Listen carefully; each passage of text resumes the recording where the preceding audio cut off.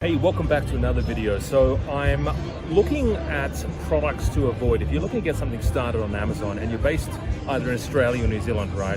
There are a lot of bad products out there, a lot of products that people really jump on and they regret it later on. And one example is these drones right here, okay? So this is probably one of the worst products to actually jump on, only because they're very, very complex. I mean, look at this particular product right here, right?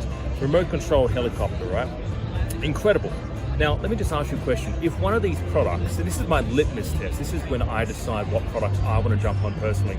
If it's a very difficult product or very tech heavy or very sort of electronic based product, if it breaks, do you know how to fix it? And the answer is, if this particular product breaks or these drones here break, right, the chance is you probably don't know how to fix these particular products, right? So you're going to have to send it back and there's all these other problems and warranty issues, right? So that's why for your first product, you want to keep it really basic, really simple, something lightweight, something obviously profitable, but lightweight, small, and something that is not very electronic heavy, all right? So keep it as basic as you possibly can, all right?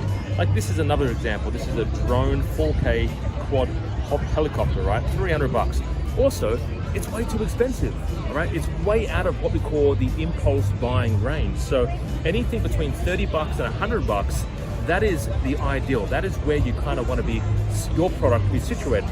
If it's 300 bucks, you're gonna have to ask, honey, do I want this? Or hubby, do we really want to buy this drone? What if it breaks? You're gonna have to ask all these questions, right? So that's kind of one that you want to stay within that impulse buying range between 30 bucks and $100, all right?